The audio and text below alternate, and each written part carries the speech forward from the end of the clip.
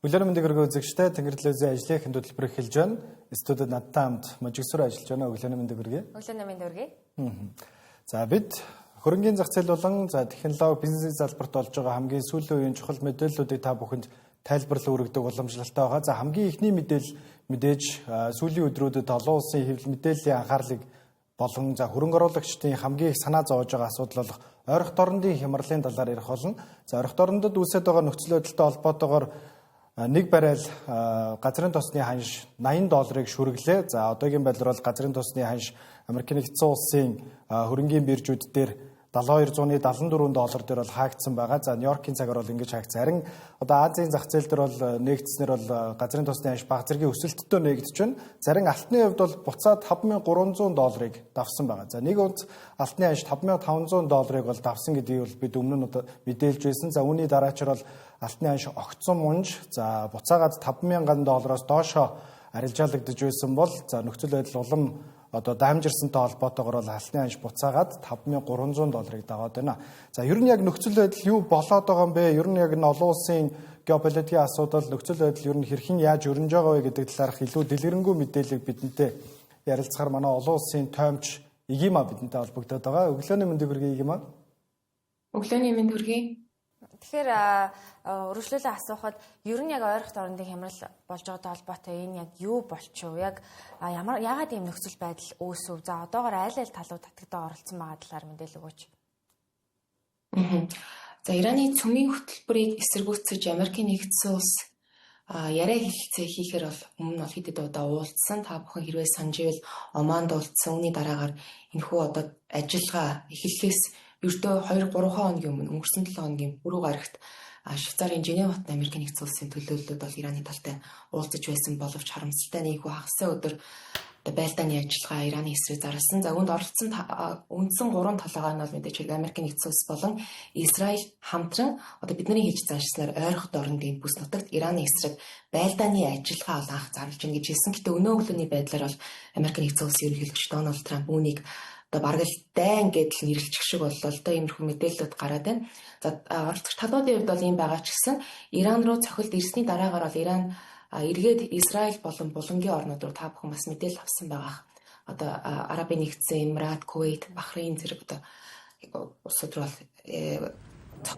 болсон. За түүнээс гадна эргээд Ливаны Хезболла бүлэг одоо Америкийн нэгдсэн улс болон холбоотнууд бол Хезболла бүлгийг террорист бүлэг гэж нэрлэдэг. Хезболла бүлэг эргээд Израиль эсрэг цохилт өгсөн. Израиль эргээд Ливаны эсрэг гэх мэтчлэр нь бол ойрхон дорнодын бүс нутагт бол нөхцөл байдал маш ширүүссэн ийм байдалтай байна. За тэг яагаад нөхцөл байдал ийм дээрээ хүрсэн бэ гэхээр Газын зурвасын дайнтай одоо зэрэгцээд өнгөрсөн жил 6 дугаар сард Израиль Ираны эсрэг цохилт өгсөн. Үүнийг бол 12 өдрийн дайн гэж нэрлэж байсан. Яг энэ дайнаас эхлээд талуудын хоорондох хурцтмал байдал улам ийгдчихсэн. Тиймээс үүнд арга хэмжээ авах үүднээс Америкийн нэгдсэн улс болон Иран хоорондоо одоо хилэлцээ хийж исэн гэж хэлж болно. Гэхдээ энэ нь бол нэг ёсондоо бараг яриа хилэлцээ хийгдэж байна гэдэг нэг юм бэлэг тэмдгийн төдийл үйлдэл болж байгаа. Цаагаараа яг Америкийн нэгдсэн улс болон Израиль өөрсдийнхөө зорилгыг яг ингээд биелүүлчих үйл гэж харагдаад байна л да.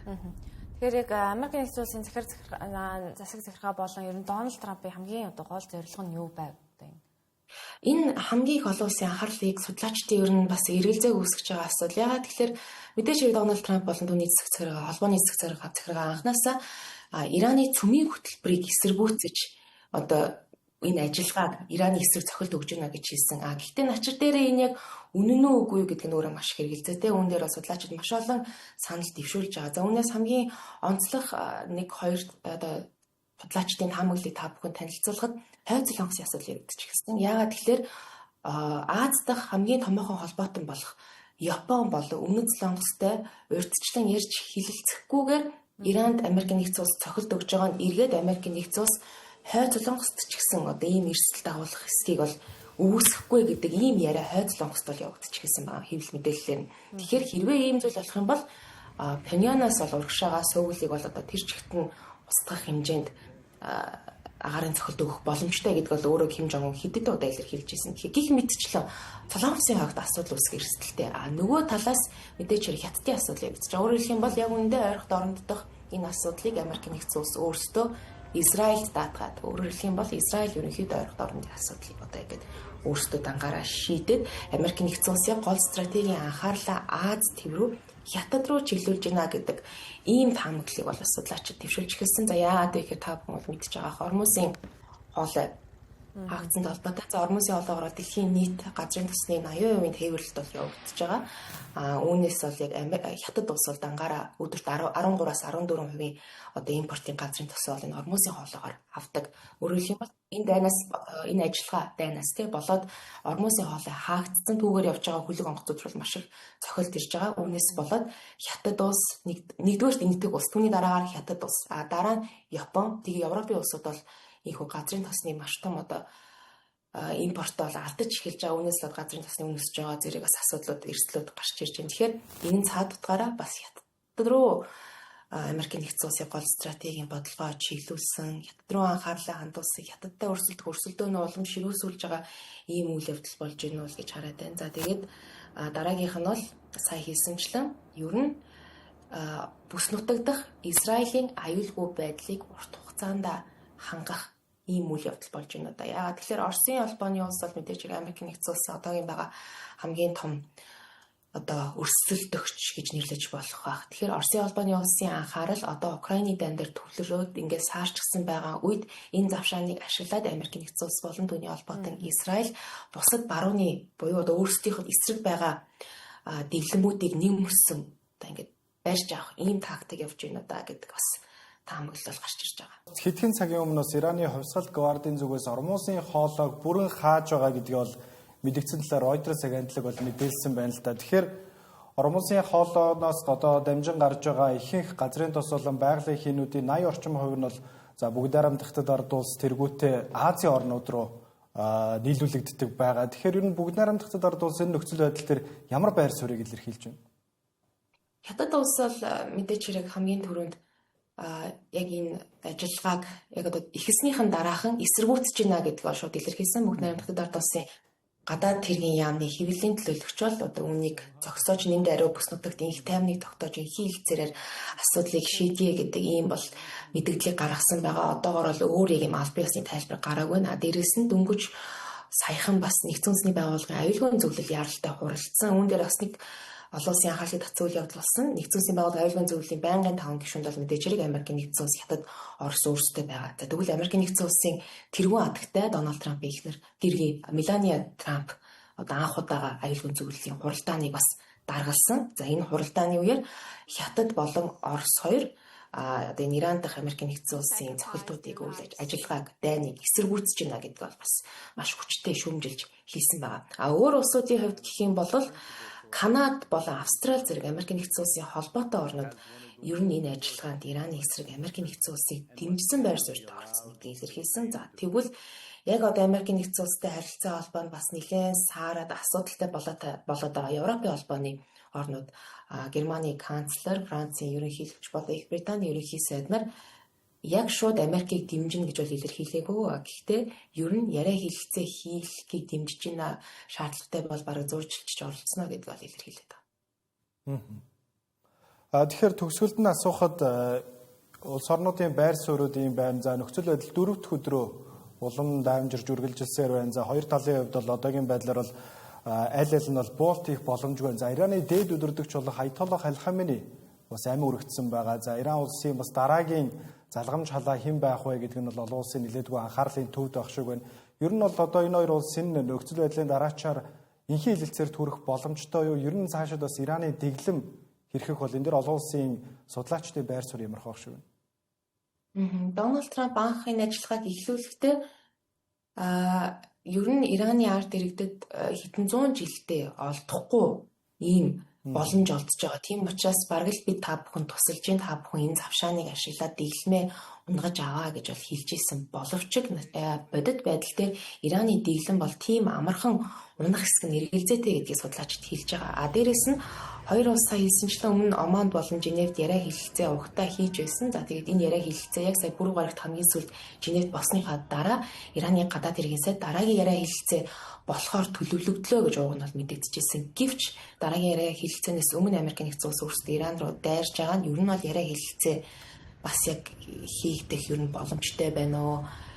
Бодит үр дүн гарахгүй гэдэг эргэлзээг үүсгэж байна. Дээрээс нь Америкийн нэгдсэн улсын төрийн нарийн бичгийн дарга Марко Рубио өнөө өглөөхөн Иран дахь одоо Америкийн нэгдсэн улсын хийх томоохон ажиллагаа эхлэегүй байна гэж мэдгдсэн. Тэгэхээр энэ дайн одоо бараг 4-5-7 хоног үргэлжлэх магадaltaй болцшгүй байгаа. Дээрээс нь Америкийн нэгдсэн улсын зүгээс яг өөрсдийнхөө зорилтод байг онож дуусгахад бол энэ дайныг дуусгахгүй гэсэн. За нөгөө талаас Аятолла Хаменеиг устгасны дараагаар бол Аятолла Арафи одоо бол Ираны одоо интерим төр удирдагч үүргийг гүйцэтгэж байгаа. За Иран бараг өнөө маргаашд бол дараагийн дээд удирдагчаа зарлана гэд мэдгдсэн. Энэ хооронд бол 3 хүний бүрэлдэхүүнтэй төр зөвлөл бол Ираныг удирдах чинь. Гэхдээ өнөө өглөөний байдлаар албан ёсны бус зөв Ираны зарим нэг дотоодын болон их сурвалжуудыг мэдээлж байгаагаар одоо төр удирдагчийг бас устгасан байж болзошгүй гэсэн мэдээлэлүүд бол гараад эхэлж гисэн. Энэ бол гэхдээ сая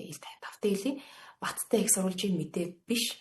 Гэхдээ ер нь бол юм Иран дотроо бас нэлээд эргэлзээтэй нөхцөл байдлууд үүсэж байна. Өөрөөр хэлэх юм бол Америкийн нэгдсэн улс нэгэн тийм шийдэмгий, гадаад хөрөнгөний гадаад бодлого явуулж байгаа энэ цаг үед Ирантай нэгэнт ийм ажиллагаа эхлүүлээд дайн зарласан байгаа тохиолдолд яриа хэлэлцээ болно гэдэг юу л бол гэдэг эргэлзээ бол үүсэт. Тэгэхээр бидэнтэй холбогдож тодорхой мэдээлэл хүргэсэнд баярлалаа юм аа. Баярлалаа. Тэгэхээр үргэлжлүүлээд энэ нөхцөл байдалтай холбоотойгоор хөрөнгийн зах зээл хэрхэн яаж хөдөлж байгаа талаар бид тун удахгүй ярилцгаалаа.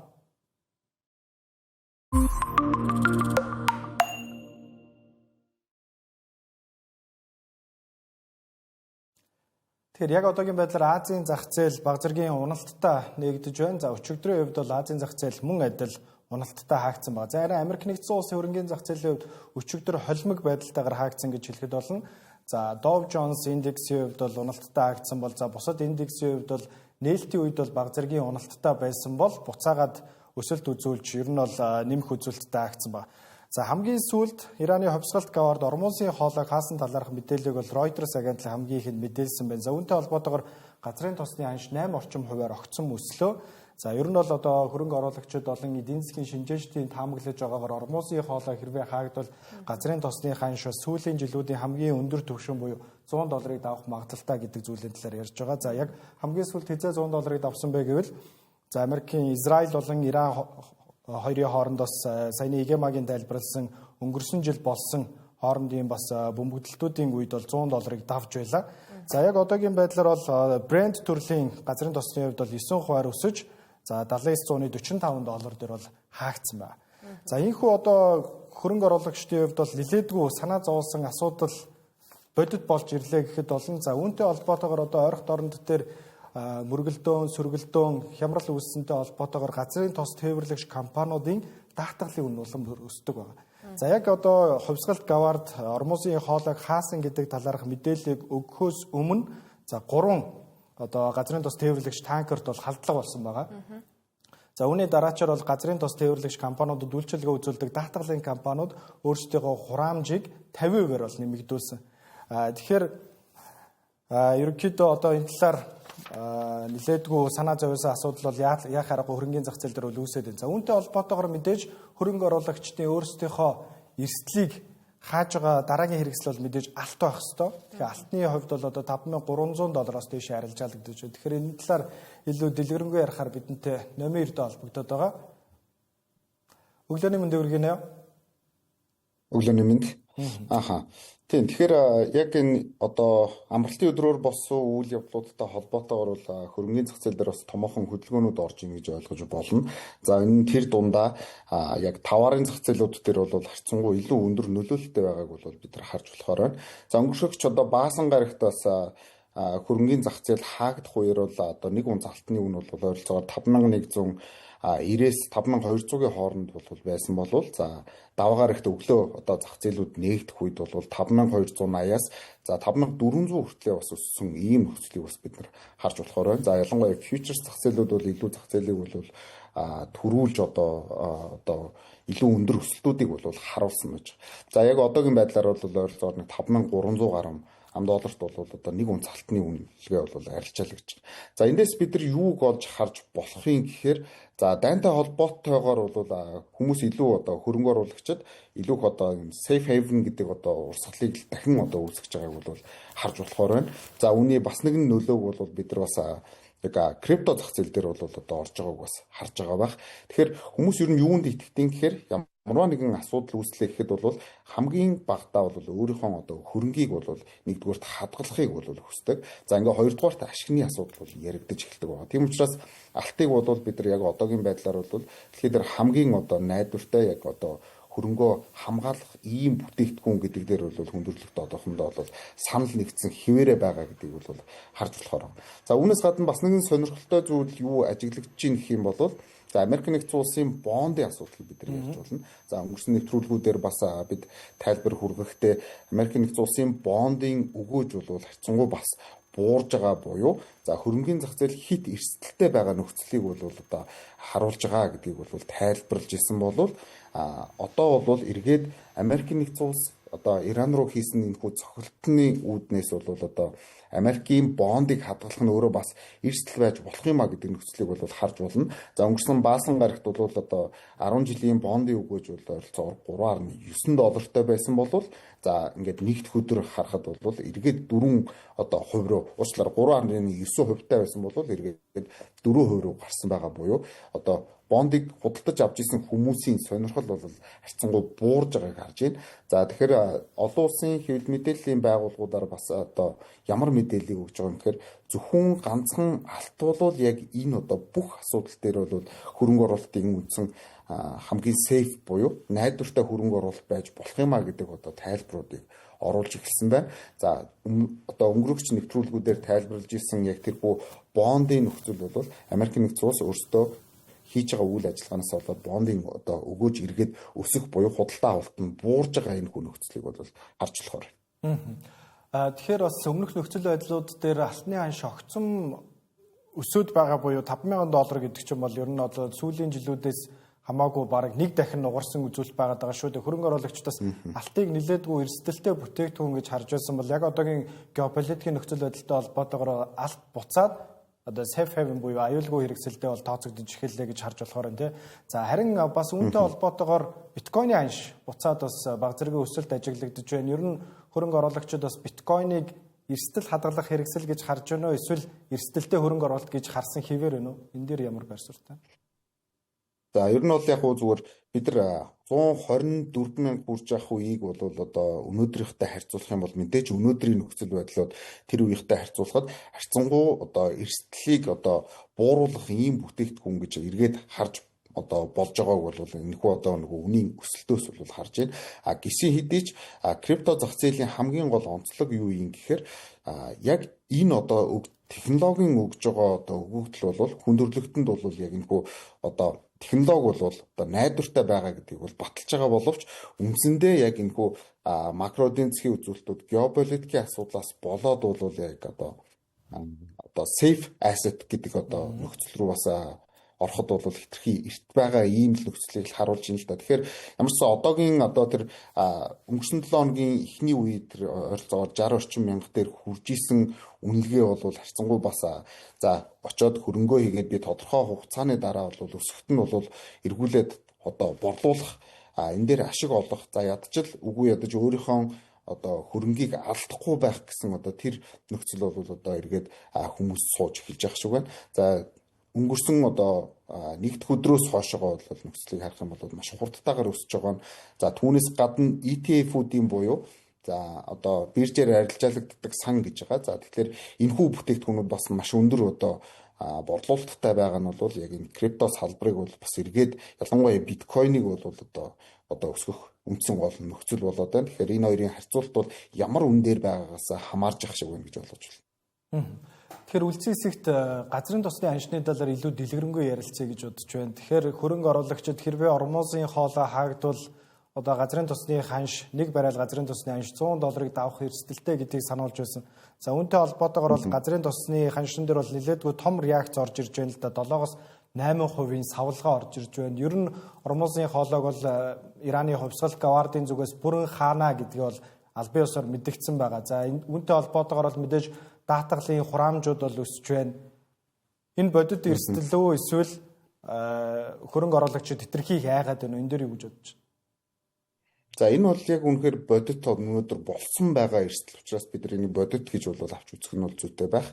За бид нар зөвхөн ормозын хоолоогоор бас энэхүү асуудлыг бас их хязгаарлаад байж болохгүй боллоо. Яагаад тэгэхээр Иран улсаас бол ойролт орнуудад тэр чигтээ улсуудад цохилт өгж байгаа асуудал байгаа учраас ойролт орн гэдэг бол дэлхийн тэр чигтээ одоо яг энэхүү одоо газрын төсний ихэнх нөөцийг одоо нийлүүлэлтийг хийж байгаа одоо ийм одоо газар бүс болж байгаа. Тийм учраас одоо жишээ нь юу гэдэг Сауди Арамкогийн одоо томоохон үйлдвэрүүдэд бас цохилт өгсөн байгаа асуудлуудыг бас олон нийтийн сүлжээгээр бас дөнгөж саяхнаас бас мэдээлэлд эхэлж байна. Тийм учраас ер нь бол энэ зөвхөн ганцхан ормозын хоолойтой холбоотой асуудал биш болж хувирлаа л да. Ойролт орнуудын нийлүүлэлт бол тэр чигтээ ерөнхийдөө тасалдах асуудал байна. За би түрүүний манаас тгүүлч Эгимагийн тайлбарсан яг хятадд одоо нөлөөлөх хүчин зүйл гэдэгтээ бол санал нэг байна. За энэний хамгийн гол асуудал хаана очиж үүсгэх юм гэхээр хятадын бас яг энэ эрчим хүчний салбарт бол нэлээд томоохон дарамт туулж очих ийм нөхцөл бол бүрдээд байна гэж харж байна. За ингээд дэлхийн газрын төсний хомсдол яг юунд нөлөөлж байгаа вэ гэдэг дээр макро эдийн засаг талаас нь бас нэг жоохон нэмэлт тайлбаруудыг хий гэж бодож байна. За хэрвээ газрын төсний хомсдол үүсээд эхлэх юм бол за мэдээж тээвэр, за эрчим хүч, за үйлдвэрлэлийн зардал бол өснө. За энийгээ дагаад CPI, PPI гэдэг одоо мэдээллүүд бол ерөнхийдөө өндөр болж эхлээд за ингээд ер нь бол инфляц нэмэгдэх үндсэн гол одоо хүчин зүйл болох юм байна. За тэгэхээр инфляц нэмэгдэх нь бол одоо ялангуяа Япон, Өмнөд Солонгос, за энэтхэг улсуудад бол нэлийн том одоо туснаа гэдгийг бол шинжээч онцолж байгаа. За ингээд үүний нөлөөгөөр бол инфляцийг өндөр байлгахгүй тул үнийг бууруулахын тулд бол улс орнууд илүү инфляцийг одоо бууруулахын тулд бол бодлогын хүүгээ бол чангаруулж болзошгүй буюу илүү мөнгөний хумих бодлого руу бол шилжих хандлага руу бол одоо орох боломжтой. За хэрвээ ийм нөхцөл үүсэх юм бол улс орнуудын эдийн засгийн өсөлт бол одоо удаашрч эхэлнэ гэдгийг бол бид нар энэ дэр маш одоо нэлээд одоо хатуу санах хэрэгтэй гэдгийг бол хэлхэн зүйтэй. За үнийг дагаад бол хөрөнгөний зах зээлүүд дээр бол мэдээж мөнгөний хумих бодлого явж байгаа үед бол одоо удаашрал за магадгүй уналтууд бол өснө гэдгийг бол онцлох нь зүйтэй. За ингээд хөрөнгөний зах зээл дээр ямархуу нөлөөллүүд үүсэх ямар салбар дээр хамгийн том нөлөөллүүд байх вэ гэдэг дээр бол тээвэр за тэр дундаа агаарын тээврүүд дээр бол томоохон асуудлууд үүснэ. За ингээд үйлдвэрлэгч нар бол бас харьцангуй компаниудын ашиг буурч эхэлнэ. Яагаад тэгэхээр энэ operation cost буюу үйлдвэрлэлийн зардлын ихэнх хувь нь эрчим хүчний салбар дээр байдаг учраас энэ бол нэлээд том дарамт болж орж ирэх юм байна. Жишээ дурдвал American Airlines ч гэдэг юм уу за ямарваа нэгэн байдлаар одоо авиа компаниудын үндсэн гол одоо зардал бол энэхүү юун дээр эрчим хүчин дээрээ буюу за бензин дээрээ явж байгаа гэсэн үг 25-аас 40% зардал нь бол одоо энэ дээрээ явж байгаа учраас эдгээр компаниудын ашигт ажиллагаа буурна. За эдгээр компаниудын одоо хувьцааны үнэлгээ бас унах юм эрсдэл үүсэж байна. За үүнээс гадна ямар салбар дээр хин одоо илүү ашигтай байх боломжтой вэ гэвэл энэхүү эрчим хүчийг үйлдвэрлэж байгаа, нийлүүлж байгаа компаниуд буюу за магадгүй Америк нэгдсэн улсын хувьд бол Chevron, ExxonMobil ч гэдэг юм эдгээр компаниуд дээр бол өсөлтүүд орох ийм нөхцөл бол байж болно гэдгийг бол бас төрүүлж шинжилж байгаа ийм одоо нөхцөлтэй байна гэсэн үг. Эдийн засгийн талаас нь макро эдийн засгийн талаас нь харуул.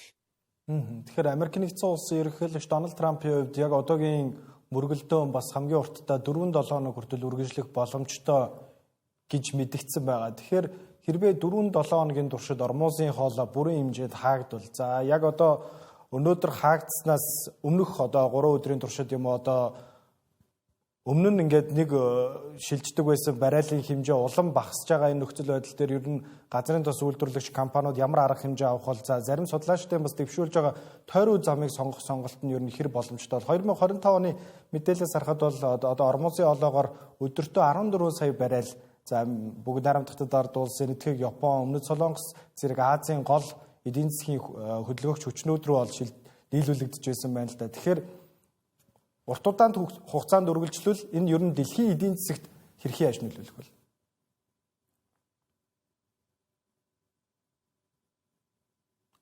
Сонсогч нь юу? Дэлхийн эдийн засагт сонсогч нь уучлаарай.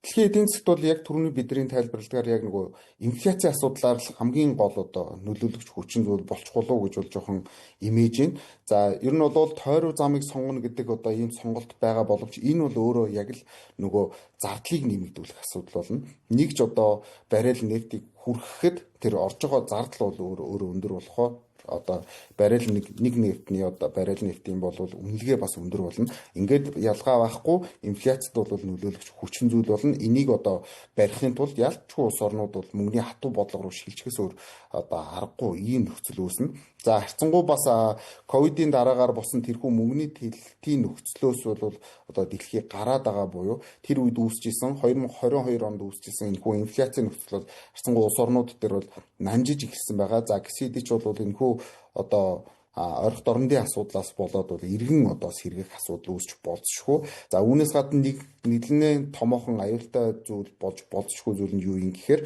за улс орнуудын нийлүүлэлтийн сүлжээ доголдвол яах вэ гэдэг асуудал гарч ирж байгаа. Нийлүүлэлтийн сүлжээ доголдно гэдэг нь юу гэлж байгаа юм гэхээр ямар нэгэн байдлаар товарын зах зээл бол харьцангуй бас одоо нийлүүлэлтийн сүлжээнээс хамааралтай үнийн одоо нөлөөлөлтөй байдаг.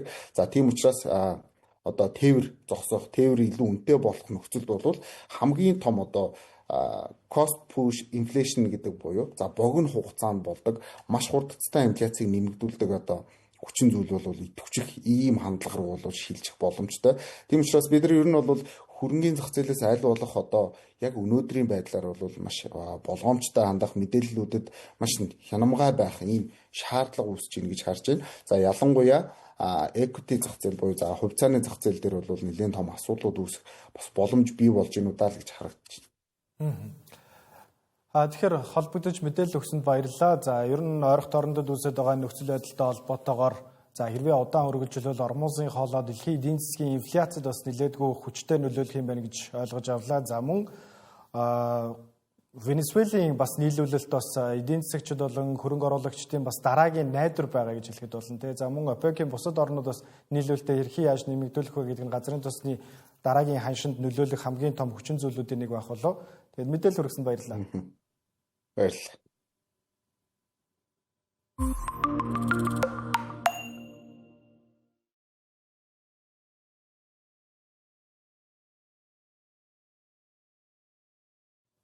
Тэгэхээр ажлын ихэнх хөтөлбөр үргэлжлүүлж байна. Бидний анхаарах хөтөлбөрийн дараагийн анхаарах хэсэг юу вэ гэхээр Anthropic компанитай холбоотой байгаа. Буюу клаудыг бүтээгч Anthropic компани Америкийн нэгдсэн улсын батлан хамгаалах одоо яамны шаардлагаас татгалзаж за технологи цэргийн зориулалтаар хязгаарлалтгүй ашиглуулахаас бол татгалцсан байгаа. За бид энэ талаар өмнөх дугаар үзээр мэдээлсэн. За үүний хариуд бол Пентагон тус компанийг үндэсний аюулгүй байдалд эрсдэлтэй гэж зарлан за бүх гэрээгээ бол цуцлаад байгаа. За тэгвэл энэ асуудал дээр Anthropic компанийн гүйцэтгэх захирал за Дарио Амадей Трампын засаг захиргаа болон батлан хамгаалахын сайд Пит Хексетерийн зүгээс ирж буй дарамтын хариуд бол мэдээлэл хийсэн байгаа. За товчхондоо бол тэрээр компанийхаа шийдвэрийг улс орноос урвасан хэрэг биш үнэт зүйлийг хамгаалсан эх оронч үйлдэл гэж тодорхойлж байгаа маань. За түүний тавьсан хамгийн гол асуулт нь за хэрвээ бид өөрсдийн иргэдийг хянах за хятад улсын ашигладаг шиг одоо олноор хянах юм системийг эх орондоо нэвтрүүлэх юм бол бид яг юуны төлөө тэмцээд байгаа юм бэ гэсэн байна. Өөрөөр хэлбэл за одоо эрхчлүүд Америк улсын утга учир хайчих юм бэ, яах юм бэ гэдэг ийм одоо асуудлыг тавьж байгаа хэрэг. За Anthropic-ийн үзэж байгаагаар бол AI нь асар хэмжээний өгөгдлийг буюу одоо байршил, за сошиал медиа хаяг, худалдаа авалт харилцаа холбоог хэмжлэх асар хэмжээний өгөгдлийг одоо хэдхэн секундэд боловсруулах чадвартай буюу за өмнө нь ийм төрлийн хяналтыг хийхэд хүн хүч их шаарддаг байсан бол одоо AI-аар маш хялбар хийдэг болсон. За энэ нь арчилсан үнэт зүйлс болсон иргэдийн хувийн нууцад одоо занал хийлж байгаа гэж үзэж байгаа юм байна. За мөн тиймээс Америкийн нэгдсэн улсын иргэдийг системтэйгээр олоор нь хянах үйл ажиллагаанд бол клаудыг ашиглуулахгүй гэсэн байр суурьтай байгаа. За мөн цэцэрлэг төвчин AI-ыг ашиглан байг автоматар сонгож за хүний оролцоогүйгээр гал нэх боломжтойг бол Anthropic эсэргүүцэж байгаа. За учир нь өнөөгийн одоо AI загварууд маш өндөр чадвартай болж хөгжиж байгаа ч гэсэн найдваргүй бол хэвээрээ байгаа гэж үзэж байгаа. Яагаад тэгэхээр алдаа гаргах, за контекстыг буруу ойлгох, эрсдэлтэй тул одоо хүний хяналтыг бүр мөсөн хасах нь бол аюултай гэж үзэж байгаа. За Dario Amodei дараах зүйлсийг бол онцлог хэлсэн байгаа. Пентагон за бид зөвхөн хуулийн хүрээнд ашиглана гэж амласан ч Anthropic-ийн зүгээс бол одоогийн хууль тогтоомж AI-ийн шинэ боломжуудыг зохицуулахад хангалтгүй байгаа буюу одоо зөвхөн хуульд найдах нь эрсдэлтэй гэж үзэж байгаа. За мөн тэдний үзэж байгаагаар AI нь одоогоор хүнийг орлож хөл амьдралын шийдвэр гаргах төвшөнд бол хараахан хүрээгүй байна гэдэг бүр цохон онцлсан байгаа. За дээрэс нь Amodei за бусад AI компаниуд засгийн газрын бүх шаардлагыг уг дуугүй биелүүлж байгааг шүүмжлэх хөнгө аястай байгаа юм байна. За тэрээр AI-ийн хяналтгүй зэрэгжилт нь ирээдүйд засаж болшгүй аюул авчирч болжгүй гэдгийг бол одоо дараа сануулж байгаа. Тэгэхээр ер нь бол одоо AI-ыг батлан хамгаалах юмд одоо яг одоо геополитикийн асуудлууд ийм одоо хурцлмал нөхцөл байдалтай байгаа үед бол яалтчгүй хиймэл оюуны одоо үүнд үзүүлэх нөлөө бол бас жоохон одоо сөрөг өрнөлөө дагуулж магадгүй гэдэг байр суурийг бол илэрхийлж байгаа. Тэгэхээр яг энэ дээр одоо технологийн хорхоотнууд одоо технологийн салбарыг илүү сонирхдаг хүмүүс бол хоёр байр суурьтай байна л да. За нэг нь бол одоо OpenAI-ийн зүг буюу за OpenAI-ийн мэдээллийн талаар баг зэргийн дэлгэрэнгүй ярилцсан. OpenAI бол Пентагонтой тохиролцоонд өрсөн байна. За харин нөгөө хэсэг нь бол одоо Anthropic-ийн Dario Amodei-гийн талд байгаа буюу за одоо бүх зүйл дээр цэргийн байгууллагууд ялангуяа батлан хамгаалахын салбарын хэмэл оюуныг ашиглах нь угаасаа маш их хэмжээний эрсдэл дагуулах юм шүү гэдэг хоёр талын юм хуваагдмал байр суурьтай байна л да. Тэгээ OpenAI компани яг одоогийн Anthropic-тэй үүсэж байгаа нөхцөл байдлын дараачаар Пентагонтой тохиролцоонд хүрсэн гэдгийг бол сайн мэлтмэн өөрөө мэдгдсэн байгаа. Тэгэхээр хэмэл оюуны салбарт тэргүүлж байгаа хоёр компани за Америкийн нэгдсэн улсын цэргийн хүчний дээд удирдах байгууллага буюу Пентагонтой хоёр өөр ингээ байр суурьтайгаар харилцаж эхэлж байгаа гэж хэлэхэд болно. За OpenAI-ийн хувьд одоо өрсөлдөөн дээр ямар давуу тал гарч ирж байгаа вэ гэхээр за Америкийн нэгдсэн улсын төрийн агентлагуудтай холбоотой төсвийн ажлуудыг бүгдийг авах боломжтой болж байна. За XAI болон OpenAI Gemini-ийн туршилтууд бол яригдчихсэн. За гэхдээ яагаад заавал cloud гэж одоо Пентагон ингэж Америк нэгэсэндээ дарангуул үзүүлж штэ сүрдүүлж байна гэж хэлэхэд болно. Яагаад тэгж хэлж байгаа вэ гэхээр 1950-ад оны одоо дайны тухай хуулийг бол ашиглахыг завдсан гэж бол Anthropic-ийн зүгээс үзэж байгаа. Тэгэхээр cloud бол яг одоогийн байдлаар өндөр нууцлал шаардсан ажиллагаанд бол хамгийн тохиромжтой хэмэл оюуны загвар гэж Пентагон өөрсдөө үзэж байгаа юм билээ. За харин эсвэргээрээ одоо OpenAI компани GPT загвар за мөн XAI-ийн Grok, за Gemini зэрэг нь бол туршилтын байдал дээр зөвхөн хэрэгжиж байгаа гэдэг нь бол мэдээлэл байгаа. За үүний энэ мэдээллийн дараачараас Америкийн нэгдсэн улсын ерөнхийлөгч Дональд Трамп Anthropic-тэй холбоотой төрийн бүх ажлуудыг цуцлах даалгаврыг өгсөн байна. Тэгэхээр бас албан ёсоор бас харж ихсаалтанд орсон гэдэг мэдээлэл одоогийн байдлаар цацагаагүй байгаа ч гэсэн ер нь бол баг орлоо гэж хэлэхэд бол болохоор байна. За харин OpenAI-ийн хувьд одоо сүүлийн 3-4 сарын туршид яригдчихсэн хөрөнгө оруулалт амжилттай хаагдлаа тий. Түүхэнд хамгийн өндөр хөрөнгө оруулалтыг дахин хийж чадлаа тий. Тэгэлгүй яхаа ер нь бол технологийн компаниуд за тэр дундаа бол хиймэл оюуны компаниуд бие биедээ хийх хэмжээний одоо хөрөнгө оруулалт хийх юм нэг цикл болчиход байгаа шүү дээ. Одоо бэлэн мөнгө өрч бай, бүтээгдэхүүн одоо өөр зүйлсэрч бай тий. За тодорхойлбол OpenAI компани түүхэнд хамгийн том хувийн хөрөнгө оруулалтаа бол авч чадсан байгаа. За нийт цаг үжилт нь бол $110 тэрбум. За компанийн үнэлгээ ингэснээр бол хөрөнгө оруулалтын өмнөх үнэлгээ $730 тэрбум байсан бол хөрөнгө оруулалтын дараа бол нийт үнэлгээ $840 тэрбум хүрсэн гэсэн үг. За гол хөрөнгө оруулагч нь хэн байсан бэ гэхээр Amazon $50 тэрбум долларын хөрөнгө оруулалт оруулж байгаа. За үүний $10 тэрбум бол шууд за үлсийн тодорхой нөхцөлтэйгээр бол олгож байгаа юм байлээ. За Nvidia-гийн хувьд бол $30 тэрбум, за SoftBank-ийн хувьд бол мөн ижил $30 тэрбум хөрөнгө оруулалтыг тус үзүүлсэн байгаа. За хөрөнгө оруулалтын цикл гэж хэлж байгаагийн учир нь бол за Nvidia OpenAI-д ингээд $30 тэрбум өгч байгаа. За харин OpenAI эргээд одоо энэ мөнгөөрөө Nvidia-гаас чип худалдан авна. За Amazon одоо $50 тэрбум өгч байна. За харин OpenAI эргүүлээд Amazon-ы одоо cloud үйлчилгээ болон Trainium чипүүдэд нь бол $100 тэрбум ирэх 8 жилийн хугацаанд одоо зарцуулахаар одоо иргэн төлөхөөр бол гэрээ байгуулсан байгаа. Буюу за одоо OpenAI Nvidia-гийн чип за Amazon-ы серверээс бүрэн одоо хамааралтай болж байгаа гэж ойлгож болно. За Microsoft-а яасан бэ гэж бас одоо бодож иж магадгүй. За хэдийгээр Amazon-тай бол стратегийн том төлөвлөлт байгуулсан ч гэсэн Microsoft-тай байгуулсан үндсэн харилцаа бол өөрчлөгдөхгүй. Буюу одоо Microsoft Azure-ын за OpenAI-ийн загварын онцгой үйлэн платформ бол хэвээр байх бөгөөд маш дотн түншлэл үргэлжилнэ гэдгийг сайн малт маань онцолж хэлсэн байгаа. За ер нь товчхон дуртахад энэ их бэлэн мөнгө те энэ их хөрөнгө оруулалт санхүүжилтээр яг яах гээд байгаа юм бэ гэвэл за сайн малт маань гол зорилго бол хүний төвшний хиймэл оюунд одоо хүрэх буюу AGI-д хүрэх одоо ийм зорилготой байгаа. За ийм төвшний системүүдийг бүтээхэд бол мэдээж зөвхөн код одоо бичгээс гадна маш том хэмжээний дататай өдөржин хүчний станцууд бол одоо ийм дэд бүтцийн асуудлууд бол яригдж эхэлнэ. За дээрэс нь ChatGPT-ийн 7 хоног тутмын идэвхтэй хэрэглэгчдийн тоо нь бол 900 саяд хүрээд байгаа. За төлбөртэй захиалагчдын тоо 50 саяг даваад байгаа. Тэгэхээр энэ их ачааллыг одоо найдвартай одоо ажилуулж одоо хэрэглэгчдийн одоо хүсэл хэрэгцээнд нийцхийн тулд бол одоо маш хүчин чадал өндөртэй серверүүд одоо станцууд ингээд дэд бүтцүүд хэрэгтэй байгаа. За үүнд бол ингээд зарцуулах нь бол хамгийн одоо энэ хөрөнгө оруулалт санхүүжилтийн гол зорилго болж байгаа. Тэгээ энэ дээр бас нэг зүйлийг нэмжүүлэхэд OpenAI компаниг үүсдэг зэрэг сайн мэлбэний хувьд бид нар хэд удаа илүү дэлгэрэнгүй ярьж байсан сансарт дата төв барих стратегиудыг хэд хэдэн компаниуд хэрэгжүүлж байгаа тийм. Сайн мэлбэн бол энэ дээр эсрэг байр суурьтай байдаг. Ер нь бол сансарт дата төв барих нь бол бараг боломжгүй зүйлээ. Би бол тэрэнд итгэхгүй байна. Тийм учраас дэлхий дээр одоо дэд бүтцээ байгуулгын чухал байна гэдэг. Зарим Anthropic-тэй холбоотой сүүлийн мэдээллийг хүрэхэд Anthropic стартап одоо Pentagon-то нэлээд сөргөлдөөнд Оросны одоо ашгаар гэж бас хэлж болох бах. За хамгийн одоо их таталттай App Store дээрх аппликейшн болсон байна.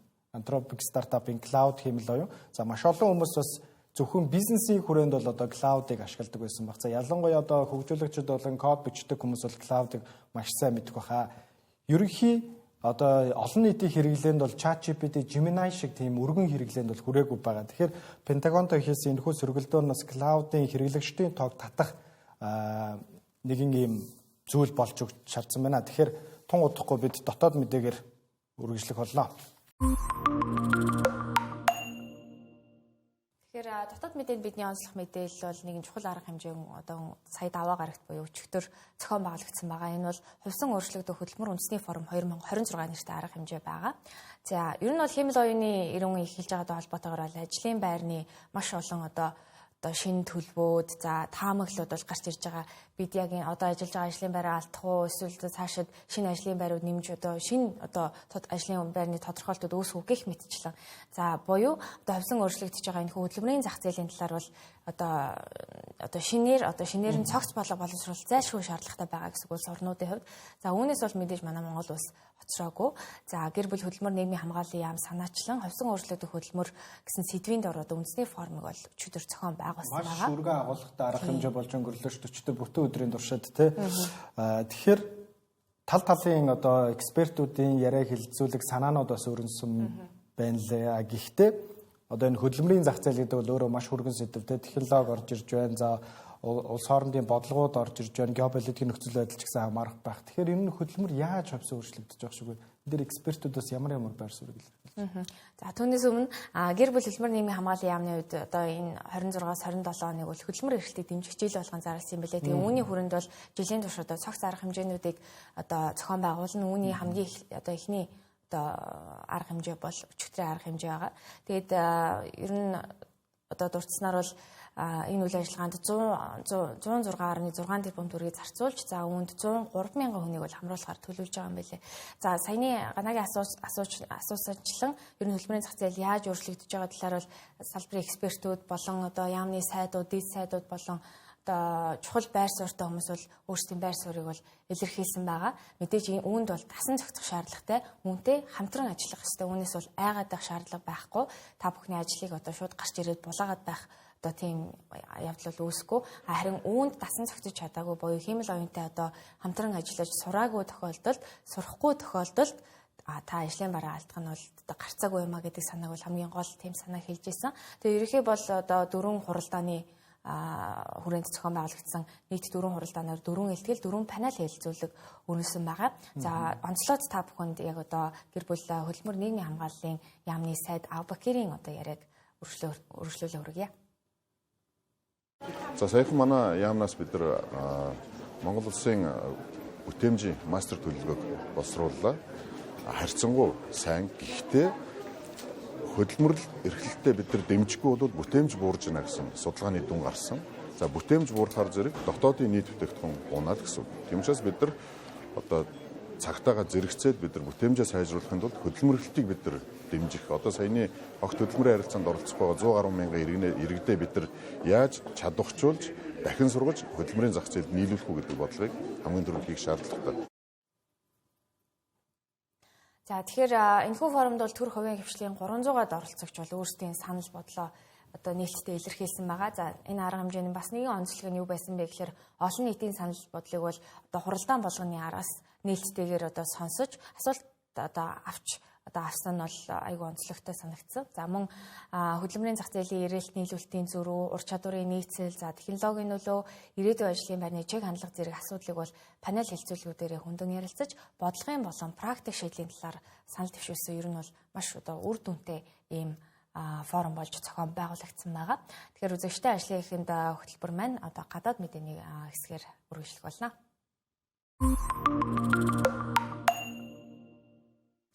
За тэгэхээр яг одоо олон улсад бидний анхаарах шаардлагатай маш олон сонирхолтой үйл явдлууд болж байна. За хамгийн ихэнд Apple юу танилцуулав? Өсвөлээс Apple-ийн арга хэмжээ боллоо.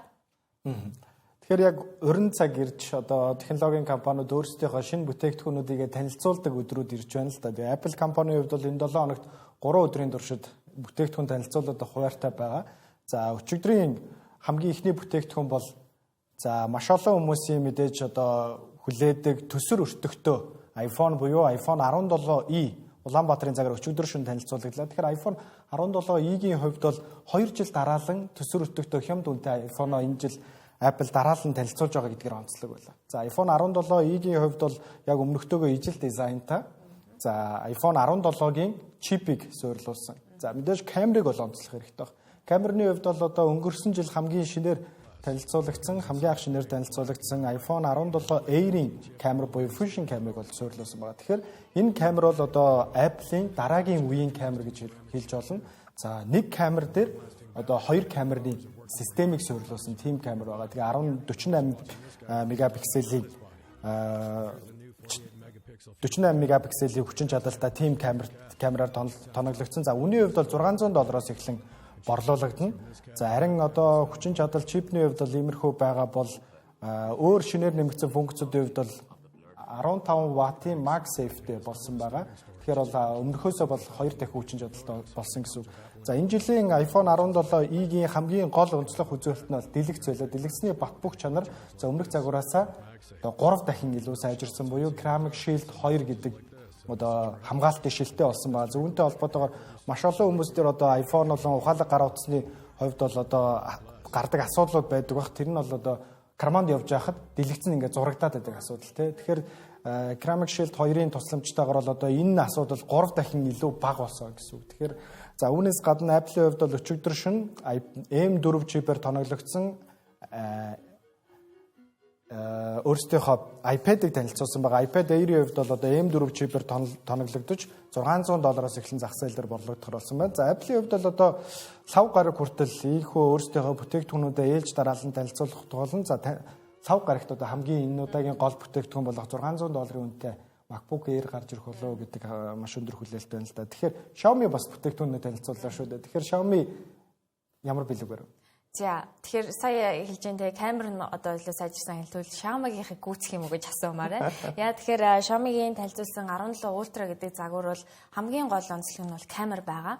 За Leica-тай хамтран бүтээсэн камерын системтэй. За 200 мегапиксел одоо periscope телефото буюу асар өндөр нагшилтай юм татах дуран байгаа. Буюу одоо яг нүцгэн дээр чарж харах боломжгүй. За телескопоор харах боломжтой сарыг одоо жишээлбэл камераараа одоо татаж хараад одоо сарны тоогоог бол хангалттай харах боломжтой ийм хэмжээний хүчин чадалтай камер гэсэн үг. За тэгээд хамгийн сүүлийн үеийн Snapdragon 8 Elite Gen 5 чипээр тоноглогдсон. За батарейны хувьд бол 6 мАh багтаамжтай, илүү удаан ажиллах хүчин чадалтай. За үнийн хувьд бол Европт 1499 евроогоос эхлээд эхлэх бөгөөд за Leica-гийн 100 жилийн зориулсан тусгай загвар нь за энэ нь бол бүр 1 терабайтын багтаамжтай байлээ. 1999 одоо евроогоор худалдаалагдах юм байна. За дараагийн танилцуулсан одоо Xiaomi-гийн гол онцлог бүтээгдэхүүн бол Xiaomi Tag байгаа. За Apple-ийн Air Tag-ийг одоо өчтөе өрсөлдөж гэж бол нэрлэгдэж байгаа. Хамгийн анх удаа бол Apple Air Tag-тэй төстэй юм байршил тогтоож Xiaomi Tag-ыг танилцуулсан байгаа. За онцлог нь юу вэ гэхээр Apple-ийн Find My сүлжээг дэмждэг учраас iPhone хэрэглэгч ч гэсэн ашиглах боломж боломжтой болж байгаа гэсэн. За давуу тал нь AirTag-аас одоо ялгаатай Android утсанд буюу одоо Xiaomi Home app-аар дамжуулан бүрэн ажиллах боломжтой учраас бол одоо Android одоо үйл системийн одоо гар утастай хүмүүс бол одоо шууд ашиглаж болно гэсэн. За дараагийн онцлог нэг бүтээгдэхүүн бол яхахгүй Ultra Slim magnetic power bank байгаа. Тэгэхээр ердөө 6 мм-ийн зузаантай 98 г-ийн жинтэй буюу маш хөнгөн учраас утсандаа одоо наагаад явах ямар ч төвөггүй. Утсанд наалддаг нэг power bank-уудын нэг одоо сул тал нь гэх юм уу аюу хүнд өргөлөд байдаг шүү дээ. Утасны жинг нэмээд байдаг. Тэгэхээр энэ бол ингээд баг юм одоо наагаагүй юм шиг. За тэгээд 5000 мАh багтаамжтай юм байна. За бусад танилцуулсан бүтээгдэхүүн бол одоо Xiaomi Watch 5 буюу ухаалаг цагны шинэ үйлдвэр. За Redmi Buds 8 Pro буюу дуу чимээ тусгаарлалтай шинэ чихвч зэргийг бол нэмэлтээр танилцуулсан байна. Xiaomi-гийн стратеги Apple-тай адилхан ингээл маш олон хүмүүс шүүмжилдэг. Тэгээ дараагийн гаргасан шинэ бүтээгдэхүүнүүд нь ч гэсэн Apple-тай нэлээдгүй ойрцоо харагдаж байна шүү дээ, тий. Тэгэхээр энэ удаагийн ажлынхын хөтөлбөрийн цаг үгээр өндөрлөж байна үзэгчтэй. За ажлынхынд өндөрлүүлэхээс өмнө хоёр мэдээллийг товчхон үргэе гэж бодож байна. За өчигдөр одоо Mobile World Congress буюу өр холбооны салбарын хамгийн том арга хэмжээ албан ёсоор үүд хаалгаа нээсэн байгаа. За Испани Барселона хотод болдог энэ арга хэмжээний талаарх дэлгэрэнгүй мэдээллийг дараагийн нэвтрүүлэг дээр бид та бүхэн хүргэх болно. За үүнээс гадна Warner Bros Discovery Paramount Skydance эзэмшиж эхэлсэн байгаа. 110 тэрбум доллараар бол худалдаа авахар болсон. Тэгэхээр хамгийн сүүлд гарсан мэдээллээр за Paramount Plus болон HBO Max-ыг бол нэгтгэж магадгүй гэдэг мэдээлэл байгаад байгаа юм байна. Тэгэхээр HBO Max болон Paramount Plus бол нэгдснээр Netflix дээр стримингийн үйлчилгээнд дээр маш том өрсөлдөгч гарч ирнэ гэж бол олон улсын шинжээчид бол дүгнэж байна. За 110 тэрбум доллар гэдэг дүн бол одоо 5 дахь өдрийн ажлынхын хөтөлбөрийн дараачаар бол танилцуулагдсан мэдээлэл байгаа. Тэгэхээр үүнтэй холбоотойгоор бол зарим мэдээллүүдийг та бүхэнд бол илүү шинэ гарсан даруйд нь бол хүрэх болно. Тэгэхээр ажлынхын хөтөлбөрийн удаагийн дугаард бид ойролцоогт орондод үүсэж байгаа нөхцөл байдал ер нь хэрхэн яаж цаашаагаа өрнөх вэ гэдэг мэдээллийн талаар илүү дэлгэрэнгүй ярилцлаа. За лав гарагт шинэ дугаараар хэрэгэд уулзцгаая.